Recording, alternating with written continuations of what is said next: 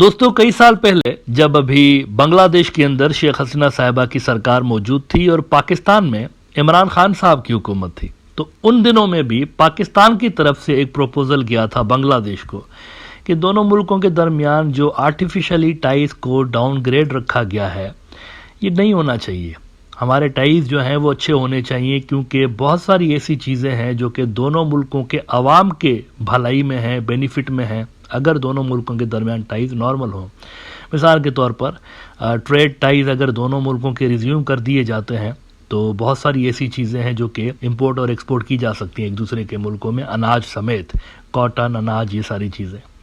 اسی طرح سے ڈائریکٹ فلائٹس بھی ریزیوم ہونی چاہیے پیپل ٹو پیپل ٹائز کو بہتر بنانے کے لیے. تو یہ عمران خان کے دور میں ایک انیشیٹو لیا گیا تھا، لیکن شیخ حسینہ کو نیو دہلی سے گرین سگنل نہیں ملا. آپ جانتے ہیں کہ پاکستان کی پالیسی کے حوالے سے وہ وہاں پر دیکھتی تھیں نیو دہلی کے اندر، تو وہاں سے آبویسلی نریندر مودی بیٹھا ہوا تھا تو انہوں نے گرین سگنل نہیں دیا، تو یہ معاملات آگے بڑھے نہیں کچھ زیادہ. البتہ آج جب ہم بیٹھے ہوئے نومبر 2024 میں بات کر رہے ہیں تو شیخ حسینہ کی سرکار دھپڑدھوس ہو چکی ہے اور پاکستان اور بنگلہ دیش کے ٹائز میں ڈرامیٹیکلی بہت تیزی کے ساتھ امپرومنٹ آئی ہے. بہت تیزی کے ساتھ دونوں ملکوں کے ٹائز بہتر ہوئے ہیں. ڈائریکٹ فلائٹس ریزیوم کرنے کے حوالے سے تو بات چیت چل ہی رہی ہے، لیکن اس کے علاوہ بھی 2-3 اور امپورٹنٹ چیزیں ہوئی ہیں. مثال کے طور پر یہ ہوا ہے کہ شیخ حسینہ کے پورے دور کے اندر ڈائریکٹ جو ٹریڈ تھا دونوں ملکوں کا وہ بند تھا. پاکستان اور بنگلہ دیش جو تھے یہ ڈائریکٹ ٹریڈ نہیں کرتے تھے، وایا بھٹنڈا کسی تیسرے کنٹری کے ذریعے ٹریڈ ہو رہا ہوتا تھا. تو ڈائریکٹ ٹریڈ ریزیوم ہو گیا دونوں ملکوں کے درمیان، اور پہلا جو جہاز ہے اس سلسلے میں وہ کراچی سے چٹاگونگ پہنچا پہلا تجارتی جو جہاز ہے. ترکی کا ایک بڑا news outlet Anadolu agency, انہوں نے اس ہسٹوریکل ڈیولپمنٹ پہ لکھا ہے. ہسٹوریکل کیوں ہے؟ کیونکہ 1971 کے بعد سے لے کر پہلی مرتبہ ایسا ہوا ہے کہ ڈائریکٹ جو جہاز ہے وہ پہنچا ہے کراچی سے چٹاگونگ. انادولو ایجنسی کہتا ہے کہ پاکستان بنگلہ دیش اسٹیبلش ڈائریکٹ میری time link for first time since relations severed in 1971. Cargo ship from Karachi docks at Chittagong port amid wave of ties between two South Asian nations. اور آگے مزید ڈیٹیل بتاتے ہوئے وہ کہتے ہیں کہ a Pakistani cargo ship docked in Bangladesh marking the first direct maritime contact between the two South Asian nations since relations were severed in 1971. یہاں پر اس پروگرام کے اندر اسی روٹ کے حوالے سے ہم بات کرتے رہے کافی عرصے سے لے کر، بلکہ ہم نے پروپوز کیا تھا یہاں پر اس پروگرام میں، دا بلینک پیج آفیشیل کے اس پروگرام کے اندر ہم نے پروپوز کیا تھا کہ یہ روٹ ہونا چاہیے کراچی ٹو چٹاگونگ. گزشتہ سال اپریل میں اس ایپیسوڈ کے اندر جس کا ٹائٹل تھا Bangladesh can become a gateway to central Asia for the Nepal, Bhutan and ASEAN region. اچھا، اس کے اندر ہم نے یہ پروپوز کیا تھا کہ یہ جو کراچی پورٹ ہے، اگر آپ تھمبنیل دیکھیں اس پروگرام کا تو اس کے اندر بھی آپ کو جھلک نظر آتی ہے کہ کیا آئیڈیا ہم نے یہاں پر دیا تھا کہ اس کو اگر کراچی پورٹ کو چٹاگونگ کے ساتھ لنک کر دیا جاتا ہے تو سینٹرل ایشیا کے جو ممالک ہیں جو کہ لینڈ لاکڈ ملک ہیں، ان مارکیٹس کو آسیان کی مارکیٹس کے ساتھ بنگلہ دیش کے راستے کنیکٹ کیا جا سکتا ہے. یہ ایک بڑا اہم تجارتی راستہ ہو سکتا ہے اگر اس کو ڈیولپ کیا جاتا ہے تو اس کی ابتدا ہوئی ہے. اس وقت تو خیر شیخ حسینہ صاحبہ تھی تو زیادہ امیدیں تھی نہیں، لیکن اب کچھ اس کی بگننگ ہمیں نظر آ رہی ہے ہوتی ہوئی، اور سٹارٹنگ ہو گئی ہے. یہاں سے تجارتی جو سرگرمیاں ہیں، ٹریڈ ایکٹیویٹیز جو ہیں وہ شروع ہو چکی ہیں. اچھا، اس کے علاوہ پاکستان کی طرف سے یہ کیا گیا ہے کہ پاکستان کے اندر جو بنگلہ دیشی لوگ ہیں ان کی آمد و رفت کو، ان کی ارائیول کو آسان بنانے کے لیے ایک اسپیشل قسم کا میکینزم ویزا کے لیے بنایا گیا ہے.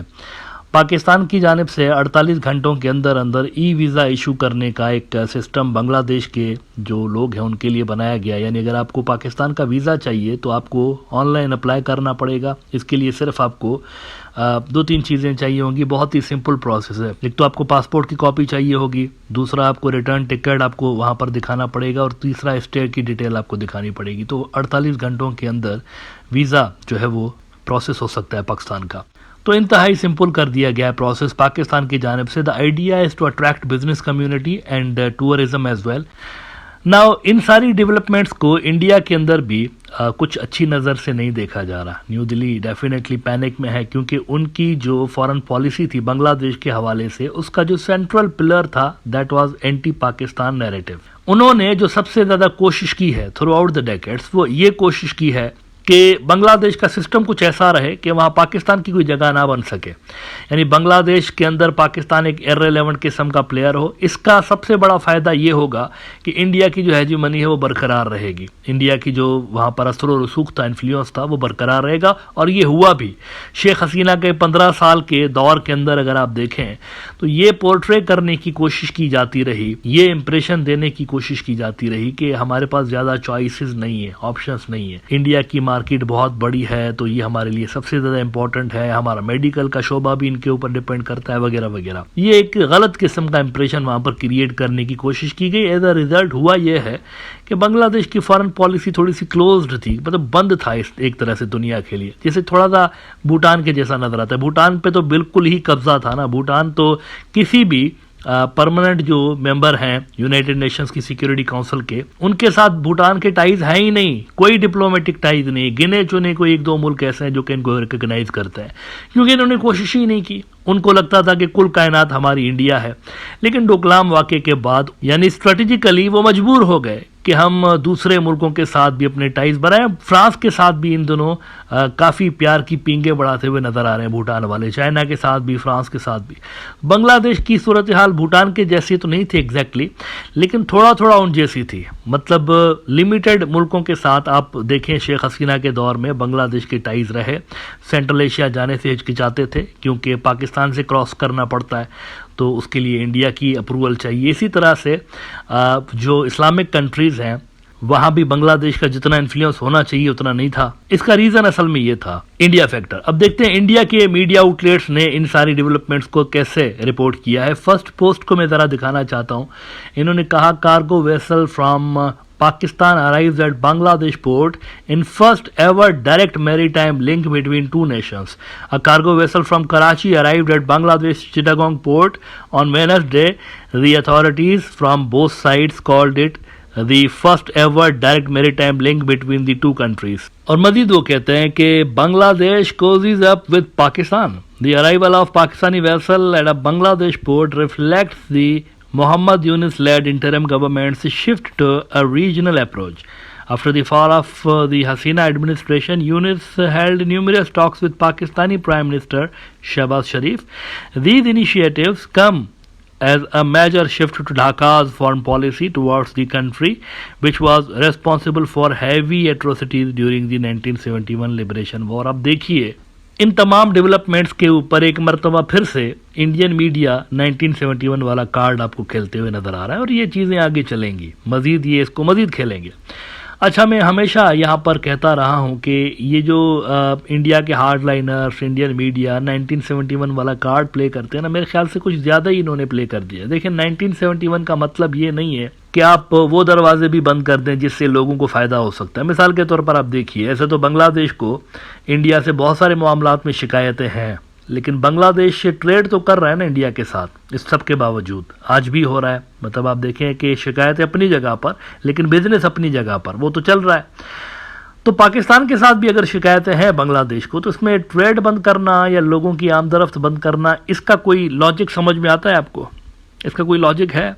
شکایتیں انڈیا کے ساتھ بھی ہیں، لیکن انڈیا سے ٹریڈ چل رہا ہے، لوگوں کی آمد و رفت ہو رہی ہے، لوگ آ رہے ہیں جا رہے ہیں، وہ بھی چل رہا ہے، لیکن پاکستان سے شکایت ہو تو یہ سب کچھ بند کر دو۔ یہ ڈبل اسٹینڈرڈ کیوں؟